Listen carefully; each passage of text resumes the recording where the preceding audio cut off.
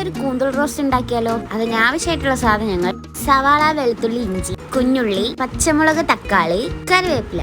ഇതെല്ലാം കൂടി ചെറുതായി അരിഞ്ഞു കൊണ്ടുവരാം.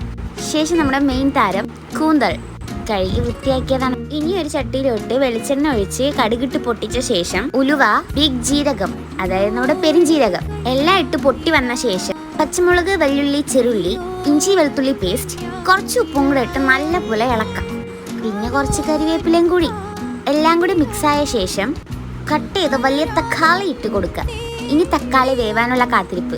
വെന്ത് വന്ന ശേഷം മുളകുപൊടി, മഞ്ഞപ്പൊടി, മല്ലിപ്പൊടി, മീറ്റ് മസാല ഇവയെല്ലാം കൂടെ ഇട്ട് യോജിപ്പിച്ച് നമ്മുടെ മെയിൻ താരം കൂന്തൽ അവനെ ഈ ചട്ടിയിലോട്ട് കമിഴ്ത്തി നല്ലപോലെ ഇളക്കി യോജിപ്പിച്ച് ഒരു 10 മിനിറ്റ് മൂടി വയ്ക്കുക.